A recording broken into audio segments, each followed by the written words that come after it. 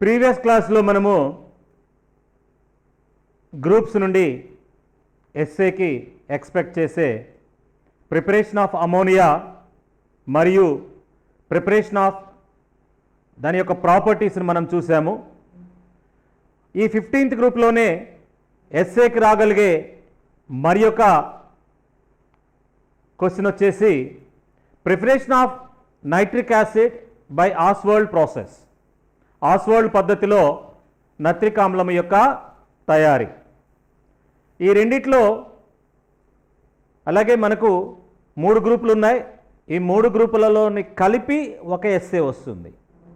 కాబట్టి ఈ 15th గ్రూప్లో most important and very easy, మీరు చదవటం చాలా ఈజీగా ఉంటుంది, గుర్తుపెట్టుకోవటం కూడా చాలా సులభంగా ఉంటుంది.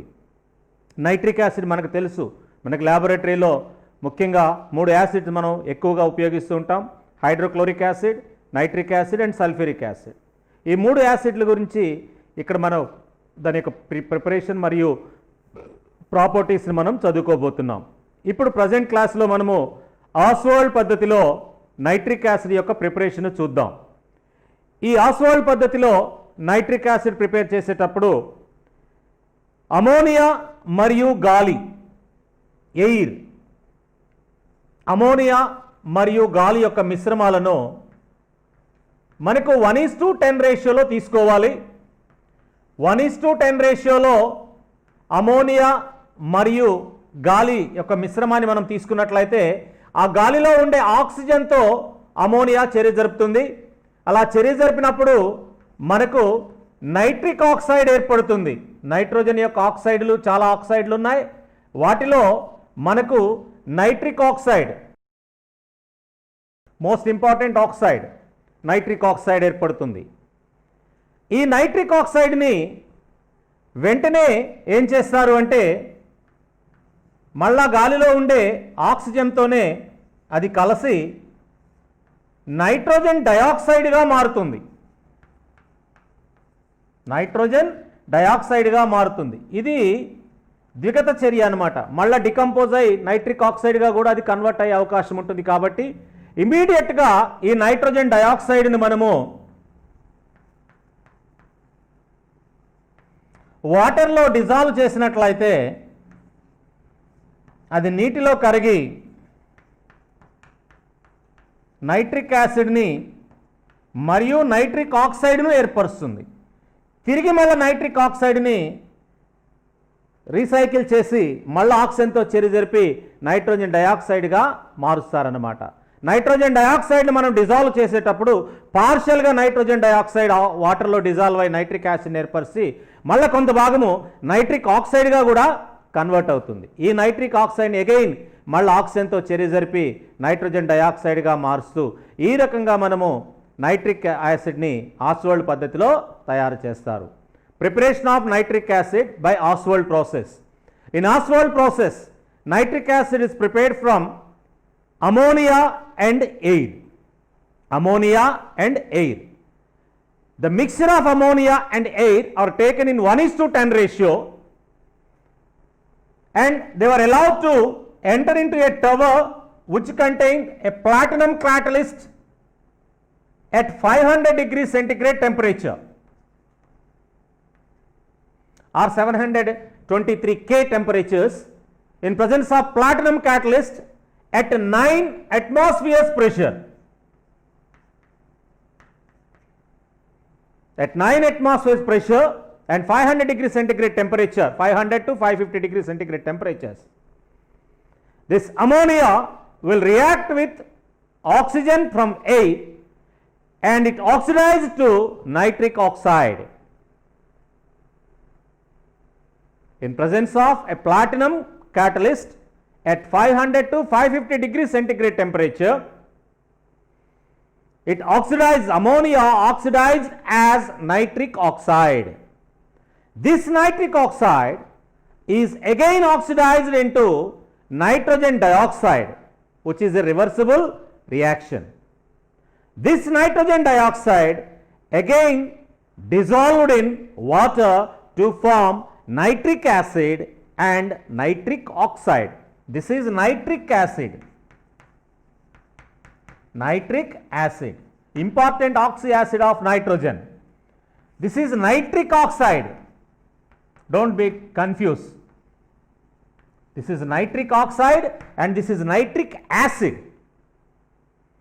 So by dissolving this nitrogen dioxide, the concentration of nitric acid is increased to 68%. Further, it is not possible to make higher concentration of nitric acids. Later on, by distillation process, its concentration is increased by using H2SO4 as a dehydrating agent. 98% nitric acid is prepared. So Oswald పద్ధతిలో నత్రిక్ ఆమ్లాన్ని తయారు చేసేటప్పుడు, nitric acid HNO3 ఆమ్లాన్ని తయారు చేసేటప్పుడు ammonia మరియు గాలి యొక్క మిశ్రమాన్ని 1:10 నిష్పత్తిలో తీసుకొని, 1:10 నిష్పత్తిలో తీసుకొని 500 నుంచి 550 డిగ్రీల సెంటీగ్రేడ్ ఉష్ణోగ్రతకు వేడి చేయబడిన ప్లాటినం ఉత్ప్రేరక సమక్షంలో చర్యలోనికి జరుపుతారు. అంటే ఈ వాయువులను కూడా వేడి చేసి పంపుతారు లోపలకు. ఆ ఉష్ణోగ్రత వద్ద ఈ అమోనియా మరియు గాలి యొక్క మిశ్రమం 9 అట్మాస్ఫియర్ల పీడనంలో ఉన్నప్పుడు అమోనియా నైట్రిక్ ఆక్సైడ్గా ఆక్సీకరణం చెందుతుంది. ఇలా నైట్రిక్ ఆక్సైడ్గా ఆక్సీకరణం చెందిన అమోనియాని వెంటనే ఆ ఛాంబర్లో నుంచి బయటకు తీసి ఇమీడియట్గా ఫర్దర్ ఇంకా ఆక్సిజన్తో దాని చర్యలో పాల్గొనేటట్లు చేస్తారు. అప్పుడు నైట్రిక్ ఆక్సైడ్ నైట్రోజన్ డయాక్సైడ్గా ఫర్దర్ ఆక్సీకరణం చెందుతుంది, మళ్ళా ఆక్సీకరణం చెందుతుంది. ఈ నైట్రోజన్ డయాక్సైడ్ని నీళ్లలో కలిపినప్పుడు అది నత్రిక్ ఆమ్లాన్ని ఏర్పరుస్తూ కొద్దిపాళ్లలో నైట్రిక్ ఆక్సైడ్ను కూడా ఏర్పరుస్తుంది. నైట్రిక్ యాసిడ్ వేరు, నైట్రిక్ ఆక్సైడ్ వేరు, కన్ఫ్యూజ్ అవ్వకండి. బోత్ ఆర్ డిఫరెంట్, రెండు వేరు వేరు. నైట్రిక్ యాసిడ్ అంటే HNO3, నైట్రిక్ ఆక్సైడ్ అంటే NO.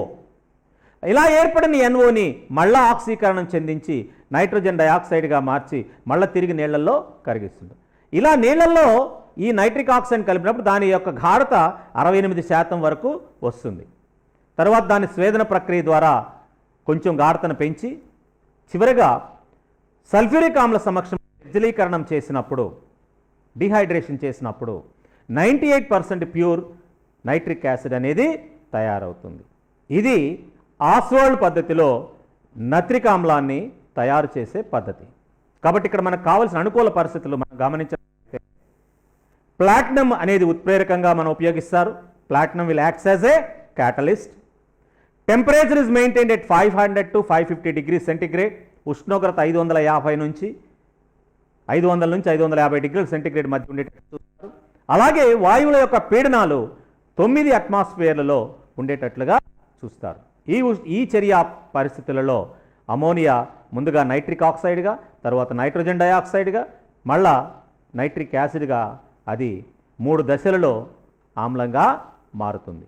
ఇది ఆస్వాల్డ్ పద్ధతిలో నత్రిక్ ఆమ్లాన్ని తయారు చేసే విధానము. ఇక్కడ మనకు కొన్ని ప్రాపర్టీస్ కూడా మనకు ఈ క్వశ్చన్తో కలిపి అడుగుతూ ఉంటాడు ఎస్ఏగా ఇచ్చేటప్పుడు. అవేంటంటే action of nitric acid with copper, sulphur, phosphorus, zinc etcetera. అంటే రెండేమో లోహాలు, రెండేమో అలోహాలు. కాబట్టి నత్రిక్ ఆమ్లాన్ని మనం కాపర్తో చర్య జరిపినప్పుడు కాపర్ అనేది ఈ నైట్రిక్ యాసిడ్తో చర్య జరిపినట్లయితే, కాన్సన్ట్రేటెడ్ నైట్రిక్ యాసిడ్తో అది చర్య జరిపినప్పుడు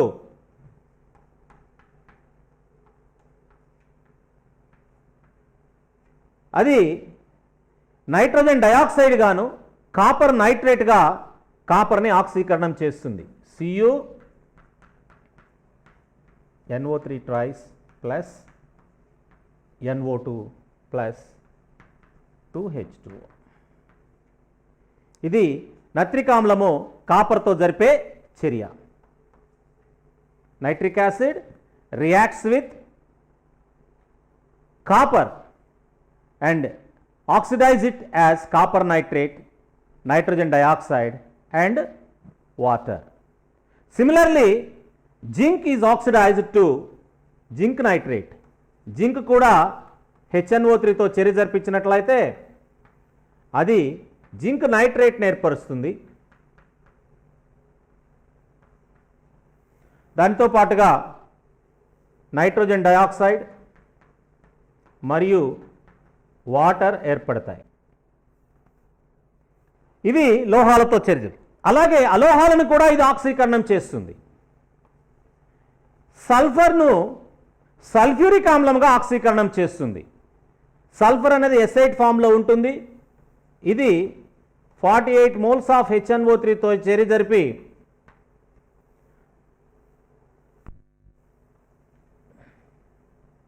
(8H2SO4) plus 48 NO2 plus 16 H2O. ఇది సల్ఫరు నత్రిక్ ఆమ్లంతో జరిపే చర్య. అదేవిధంగా ఫాస్ఫరస్ కూడా నత్రిక్ ఆమ్లంతో చర్య జరుపుతుంది. ఈ phosphorus reacts with nitric acid, 20 moles of nitric acid, and it oxidizes phosphor into phosphoric acid. ఈ రియాక్షన్స్ అన్నిట్లో కూడా నైట్రోజన్ యొక్క ఆక్సిడేషన్ స్టేట్ +4గా ఉంటుంది, నైట్రోజన్ డయాక్సైడ్ +5గా ఉంటుంది, నైట్రోజన్ డయాక్సైడ్లో +4గా ఉంటుంది. అంటే all these cases the nitrogen in nitric acid is reduced as nitrogen dioxide. The oxidation state of nitrogen in nitric acid is +5, whereas in all the cases we have NO2, NO2, NO2. That means nitric acid was reduced from +5 to +4 oxidation state and oxidizes both metals and non-metals.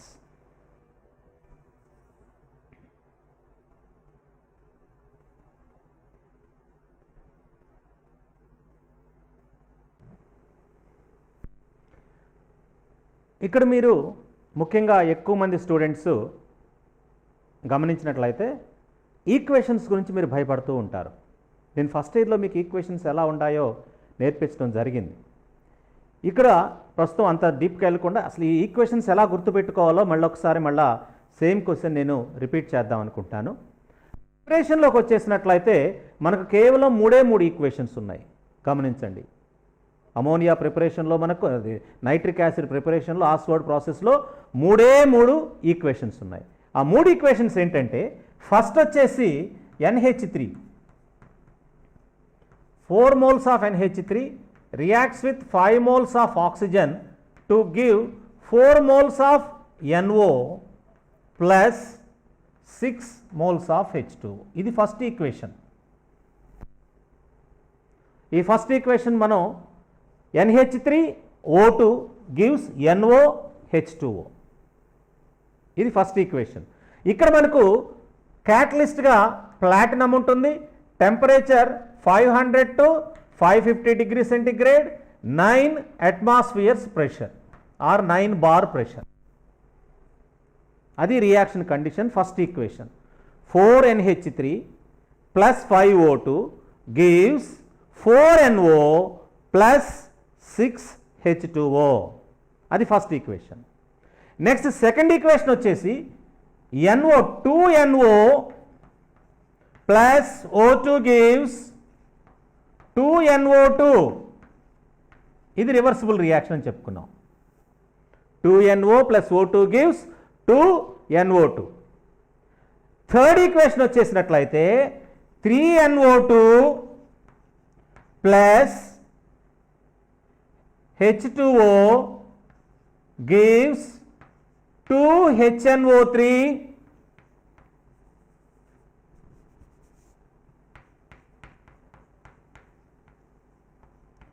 plus NO.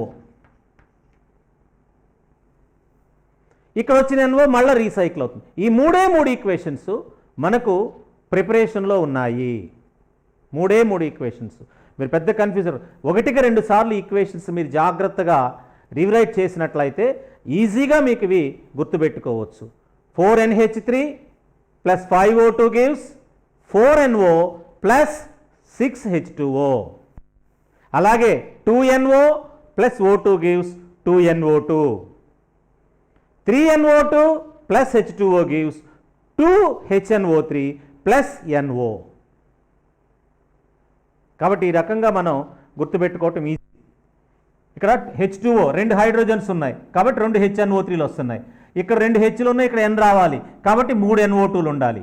ఈజీగా గుర్తుపెట్టుకోవచ్చు అలా. ఇక్కడ O2 NO2గా మారాలి కాబట్టి 2 NOలు 1 O2 2 NO2 కాబట్టి ఆ రకంగా మనకు బ్యాలెన్స్డ్ ఈక్వేషన్స్ అనేవి మనకు ఉంటాయి. ఈ రకంగా మనం వాటిని మనం ఈజీగా గుర్తుపెట్టుకోవచ్చు. ఇక ప్రాపర్టీస్ విషయానికి వచ్చినట్లయితే ప్రాపర్టీస్ని కూడా మనం ఈజీగా గుర్తుపెట్టుకోవచ్చు. ఎట్లా? ఫస్ట్ మెటల్స్తో చర్య Cu ప్లస్ HNO3, తర్వాత Zn ప్లస్ HNO3. ఈ రెండు కూడా లోహాలు. ఇక్కడ మనకి ఏంటంటే ఈ రెండిటి యొక్క వ్యాలెన్సీ కూడా 2 కాబట్టి ఈ రెండు కూడా నైట్రేట్స్గా మారాలి. నైట్రేట్స్గా మారటం అంటే CuNO3గా మారుతుంది. CuNO3 ట్వైస్గా మారుతుంది. అలాగే ZnNO3 ట్వైస్గా మారుతుంది. CuNO3 ట్వైస్గా మారుతుంది, ZnO3 ట్వైస్గా మారుతుంది. కాబట్టి ఇక్కడ మనకు ఈక్వేషన్ బ్యాలెన్స్ అవ్వాలి అంటే ఈ చర్యలో వచ్చే రెండవ ఇంపార్టెంట్ ప్రోడక్ట్ వచ్చేసి NO2. కాబట్టి ప్లస్ NO2, ఇక్కడ కూడా plus NO2 important product. So ఇక్కడ మనకు HNO3లో మనకు గమనించినట్లయితే ఇక్కడ +5 ఆక్సిడేషన్ స్టేట్ ఉంటుంది, ఇక్కడ +4 ఆక్సిడేషన్ స్టేట్ ఉంటుంది. Change of oxidation state 1. ఇక్కడ 0 ఆక్సిడేషన్ స్టేట్ ఉంటుంది, ఇక్కడ +2 ఉంటుంది. అంటే ఇక్కడ మనకు గమనించినట్లయితే +4 నుంచి +5కి వెళ్తున్నాయి. అంటే మనకు అక్కడ 2 ఎలక్ట్రాన్స్ని అక్కడ అబ్జర్వ్ చేసుకుంటాయి. కాబట్టి ఇక్కడ మనకు ఎన్ని NOలు వచ్చాయి? ఇక్కడ 2 NOలు వచ్చాయి, ఇక్కడ ఒక NO వచ్చింది. కాబట్టి ఇక్కడ మనకి ఎన్ని HNO3లు ఉండాలి అంటే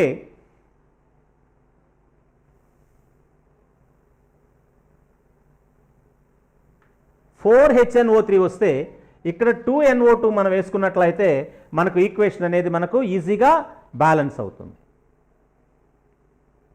ఇక్కడ గమనించండి, ఈక్వేషన్ మనం బ్యాలెన్స్ చేసుకునేటప్పుడు Cu plus HNO3 gives CuNO3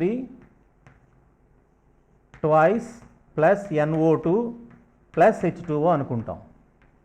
ఇక్కడ మనకు 0 ఉంది, +5 ఉంది, ఇక్కడ +2 ఉంటుంది, ఇక్కడ +4 ఉంటుంది ఆక్సిడేషన్ స్టేట్. +5 నుండి +4కి వెళ్ళింది, 0 నుంచి +2కి వెళ్ళింది. సో చేంజ్ ఇక్కడ ఏంటి? ఇక్కడ 2 ఎలక్ట్రాన్స్, ఇక్కడ వచ్చేసరికి 1 ఎలక్ట్రానే. కాబట్టి ఇక్కడ 2 ఎలక్ట్రాన్స్ ఉండాలి కాబట్టి దీన్ని ఇంటూ 2తో మల్టిప్లై చేస్తాం. 2తో మల్టిప్లై చేసినప్పుడు ఏమని రాస్తాము? Cu plus 2HNO3 gives CuNO3 twice plus NO2. ఇక్కడ గమనిస్తే ఈ NO3 అనేది ఇక్కడ 2 NO3లు వచ్చినాయి, మనం ఇక్కడ బ్యాలెన్స్ చేసింది ఇక్కడ NO2తో, కాబట్టి ఇంకొక 2 యాడ్ అవ్వాలి కాబట్టి ఇక్కడ 4HNO3 అవుతుంది. అప్పుడు Cu ప్లస్ 4HNO3 మనం వేసుకుంటే CuNO3 ట్వైస్, అప్పుడు ఇక్కడ ఎప్పుడైతే నీకు పోలిస్తే ఇక్కడ 2NO2 రావాలి. కాబట్టి ఆ రకంగా మనకు చూసుకున్నట్లయితే ఈజీగా మనకు చెప్పొచ్చు. ఈ 2 ఈక్వేషన్స్ సిమిలర్గా ఉంటాయి. ఒక ఈక్వేషన్ వస్తే రెండోది వచ్చినట్లే. Cu plus 4HNO3 gives CuNO3 twice plus 2NO2. అలాగే Zn plus 4HNO3 gives ZnNO3 twice plus 2NO2. ఇక హైడ్రోజన్స్ కావాలి. ఇక్కడ 4 హైడ్రోజన్లు ఉన్నాయి కాబట్టి 2H2O, ఇక్కడ కూడా 2H2. గమనించండి, 2 ఒకే రకమైన ఈక్వేషన్స్, మీరు ఏది పెద్దగా ఇబ్బంది పడాల్సిన పని లేదు. Cu plus 4HNO3 gives CuNO3 twice plus 2NO2 plus 2H2O. అలాగే Zn plus 4HNO3 gives ZnNO3 twice plus 2NO2 plus 2H2O. అదే రకంగా మనకు అలోహాలతో 2 చర్యలు ఉన్నాయి. ఈ అలోహాలతో 2 చర్యల్లో కూడా ఎస్ఐట్తో ఈ HNO3 చర్య జరిపి సల్ఫర్ని సల్ఫ్యూరిక్ ఆమ్లంగా ఆక్సీకరణం చేస్తుంది, H2SO4గా. అలాగే ఫాస్ఫరస్ P4ని HNO3తో చర్య జరిపించినప్పుడు అది H3PO4 ఫాస్ఫారిక్ ఆమ్లంగా ఆక్సీకరణం చేస్తుంది. ఇక్కడ కూడా అంతే, ఈ చర్యలో కూడా అంతే, నైట్రోజన్ డయాక్సైడ్ ఏర్పడుతుంది. ఇక్కడ కూడా నైట్రోజన్ డయాక్సైడ్ పైలాగనే నత్రిక ఆమ్లము నైట్రోజన్ డయాక్సైడ్గా క్షయకరణం చెందుతుంది. Nitric acid is reduced as nitrogen dioxide. ఇక బ్యాలెన్సింగ్ పర్పస్ కోసము ఇక్కడ 48 HNO3 ఉంటాయి, ఇక్కడ మనకు వచ్చేసినట్లయితే 20 HNO3 ఉంటాయి. కాబట్టి ఇక్కడ మనకు 8 Sలు ఉన్నాయి కాబట్టి 8 H2SO4, Pలు 4 ఉన్నాయి కాబట్టి 4 H3PO4. అలాగే ఇక్కడ మనకు 48 HNO3లు ఉన్నాయి కాబట్టి ఇక్కడ 48 NO2 వస్తుంది. ఇక్కడ 20 HNO3లు ఉన్నాయి కాబట్టి 20 NO2 వస్తుంది. చూడండి, ఈజీగా గుర్తుపెట్టుకోవటానికి వీలుగా. నెక్స్ట్ వచ్చేసినట్టు హైడ్రోజన్లు. ఇక్కడ 48 హైడ్రోజన్లు ఉన్నాయి. 48లో ఇక్కడ మనకి ఎన్ని ఉపయోగపడ్డాయి? 16 ఉపయోగపడ్డాయి. 48లో 16 తీసేస్తే ఎన్ని వస్తాయి? 48లో 16 పోతే 32 వస్తాయి. కాబట్టి 32 కాబట్టి అగైన్ ఇక్కడ మనకు 16 H2O అవుతుంది. 16 2s are 32. సిమిలర్గా ఇక్కడ మనం తీసుకున్నట్లయితే 20 HNO3 ఉన్నాయి. 20లో ఎన్ని ఇక్కడ మనకు ఉపయోగపడ్డాయి? 12 వెళ్ళిపోయాయి. అంటే ఇంకా మిగిలేది 8. కాబట్టి ఇక్కడ మనకు 4 H2O. కాబట్టి ఇక్కడున్న రియాక్షన్స్ని ఈ రకంగా మనం చదువుకున్నట్లయితే ఈజీగా మీరు గుర్తుపెట్టుకోవటానికి అవకాశం ఉంటుంది. ఎలాంటి కన్ఫ్యూజ్ అవ్వాల్సిన అవసరము లేదు.